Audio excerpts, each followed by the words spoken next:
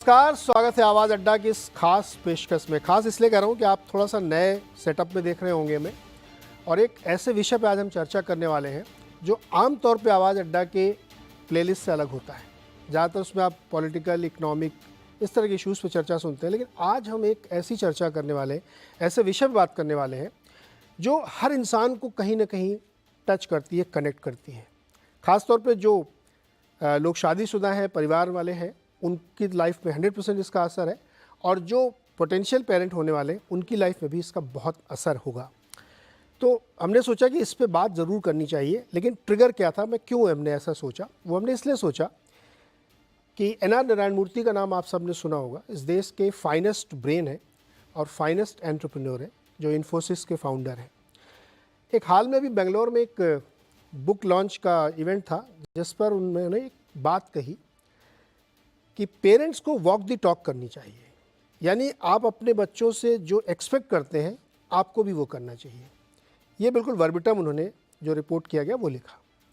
इसका मतलब ये हुआ कि अगर आप अपने बच्चों से ये एक्सपेक्ट करते हैं कि वो पढ़े लिखें, खूब मेहनत करें, या वो उनकी लाइफ में जो एटिकेट्स आने चाहिए वो आपको भी करने चाहिए। यानी बच्चों के लिए पेरेंटिंग कैसी होगी ये इस पर तय होगा। इसकी बहुत सारे लोगों ने ट्रोलिंग भी की, आलोचना की कि ये बहुत पुराने ज़माने की बात करें, आजकल पॉसिबल नहीं है। लेकिन जो उनसे सवाल पूछा गया था कि सोशल मीडिया के इस ज़माने में कैसे बच्चों को एजुकेशन के लिए, पढ़ने लिखने के लिए, चीज़ों के लिए तैयार किया जाए, तो इसके जवाब में उन्होंने कहा था कि वॉक द टॉक होनी चाहिए। जो आप एक्सपेक्ट करते हैं बच्चों से वो आपको भी करना चाहिए। फिर उससे एक और सवाल पूछा गया कि बहुत बच्चे आजकल कोचिंग बहुत पढ़ते हैं, क्या वो ठीक है? तो इस पर उनका बहुत ही स्ट्रेट फॉरवर्ड स्टेटमेंट ये है कि उनको नहीं लगता कि कोचिंग में बच्चों को जाना चाहिए। कोचिंग में वो बच्चे जाते हैं जो शायद स्कूल में ध्यान से नहीं पढ़ते, और इसलिए उनको कोचिंग में जाने की ज़रूरत पड़ती है। अगर वो स्कूल में ध्यान से, मदद से, अच्छे से पढ़ें तो शायद उनको कोचिंग में जाने की ज़रूरत ना पड़े। तो ये एक सिस्टमिक क्वेश्चन उन्होंने क्रिएट किया। अब थोड़ा इसको कॉन्टेक्स्ट में समझते हैं। मैं थोड़ा लंबी बातचीत इसलिए कर रहा हूँ क्योंकि आपको ये समझ में आया कि ये शो क्यों इतना इम्पॉर्टेंट हमें लगा, जिसकी वजह से हम कर रहे हैं। नारायण मूर्ति जी एक थॉट लीडर भी हैं, और अगर आप लोगों को याद है वो, और नहीं याद तो मैं याद दिलाता हूँ कि कुछ वर्ष पहले उन्होंने एक स्टेटमेंट दिया था कि जो नए बच्चे इंजीनियरिंग पढ़ के आते हैं उसमें से बहुत कम एम्प्लॉयबल होते हैं, यानी बहुत कम लोग तैयार होते हैं नौकरी करने के लिए। ये बहुत बड़ा स्टेटमेंट था, इसका भी बहुत क्रिटिसिज्म हुआ था। फिर उन्होंने कुछ दिन पहले, यानी साल 6 महीने पहले, एक बात फिर कही कि लोगों को कम से कम 70 घंटे काम करना चाहिए एक हफ्ते में।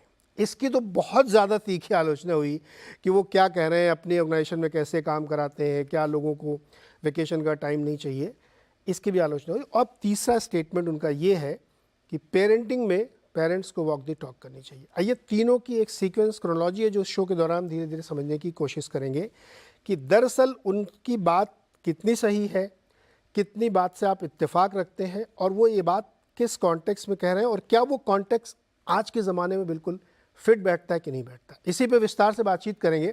तो जब हम ये शो डिज़ाइन कर रहे थे, इस प्लान को रख रहे थे सामने, तो हमारे इन हाउस ही बहुत इस पर डिस्कशन हुआ। तो मुझे लगा कि जब हमारे ऑफिस के अंदर, हमारे दफ्तर में, हमारे कलीग्स के बीच में ही इसको लेकर के एक डिस्कशन है, तो आज के मेहमान में उनको भी शामिल करना चाहिए। तो जो दो हमारे ख़ास मेहमान हैं वो विपिन भट्ट जी हैं, हमारे बहुत ही सीनियर कलीग, और मनोज श्रीवास्तव जी, बहुत ही सीनियर कलीग हमारे दोनों, और ये अड्डा के प्रोड्यूसर भी हैं। तो दो ये ख़ास मेहमान हैं, और दो इसलिए भी क्योंकि ये दोनों पेरेंट हैं, और दोनों के बच्चे उस जगह जहाँ पे बहुत पेरेंटिंग की ज़रूरत है, फोकस की ज़रूरत है। इसके साथ हमारे तीन और मेहमान बाहर से हैं। डॉक्टर शैंकी कुमार हैं जो सीनियर साइकोलॉजिस्ट हैं कि साइकोलॉजी कैसे बच्चों की समझी जाए, प्ले हो। ज्योति गुप्ता जी हैं, डायरेक्टर प्रिंसिपल हैं श्रीराम यूनिवर्सल स्कूल की, और शुभ्रा चतुर्वेदी जी हैं, डायरेक्टर टी ट्रांस एजुकेशन के। आप सबका बहुत बहुत स्वागत है इस खास चर्चा में कि ये जो इशू उठा है इसको कैसे डील किया जाए, और जो नारायण मूर्ति जी कह रहे हैं उस बात में कितना दम है। तो विपिन जी, इस बात से आप कितना सहमत हो? नारायण मूर्ति जी कह रहे हैं कि वॉक द टॉक करनी चाहिए।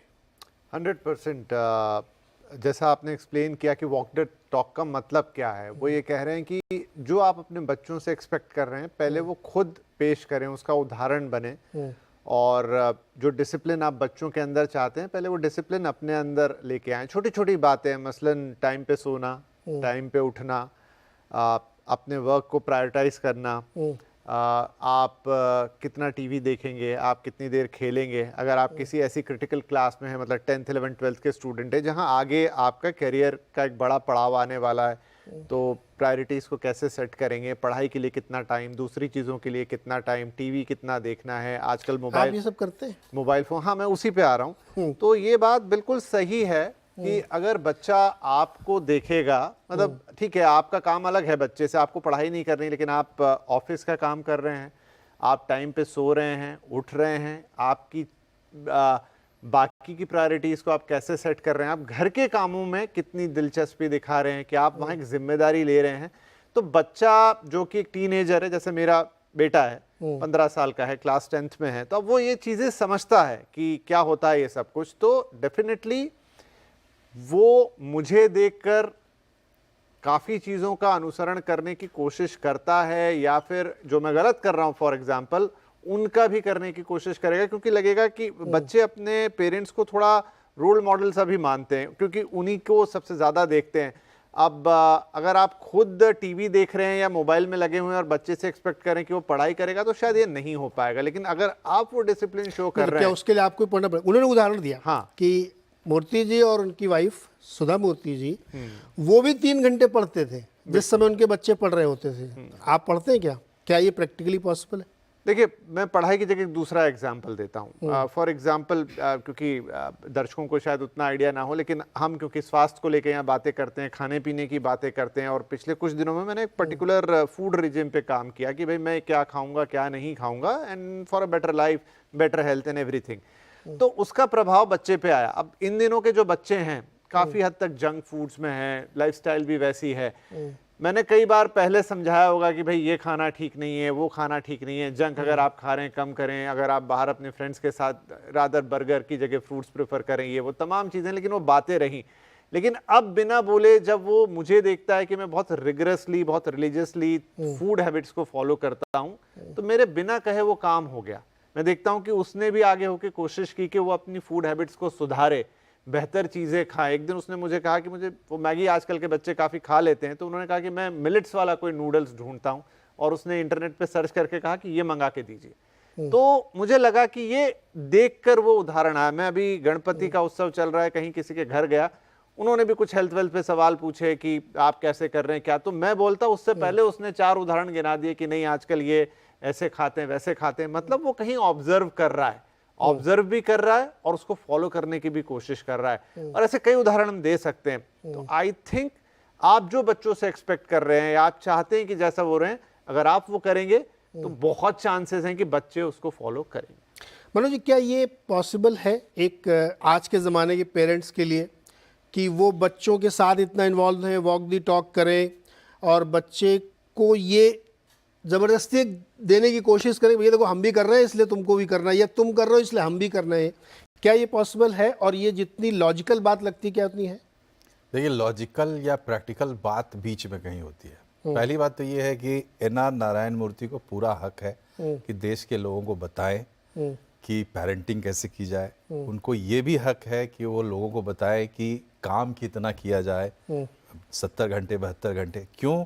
क्योंकि एन.आर. नारायण मूर्ति एक तरीके से आप कहें तो दूरदृष्टा रहे हैं। जिस वक्त उन्होंने जो काम किया, तो मानना पड़ेगा, ना सिर्फ उन्होंने अपना काम किया, अपनी कंपनी लगाई और इतना कमा के दिया दूसरे लोगों को भी, बल्कि उनके जो बच्चे हैं वो भी बहुत अच्छा कर रहे हैं आज की तारीख में। उनकी बेटी ऋषि सुनक की पत्नी और उनके बेटे भी फाउंडर हैं AI कंपनी के, तो उनको पूरा हक है। एक आदर्श स्थिति वो लोगों के सामने रख रहे हैं।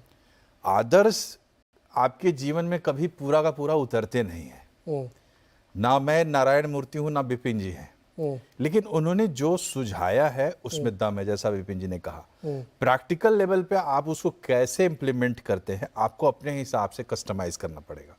व्यक्तिगत रूप से मेरा ये मानना, मैं मानता हूँ जो रविन्द्रनाथ टैगोर का जो आदर्शात्मक यथार्थवाद है कि आपका यथार्थ होना चाहिए, आदर्श की तरफ उसकी दिशा होनी चाहिए।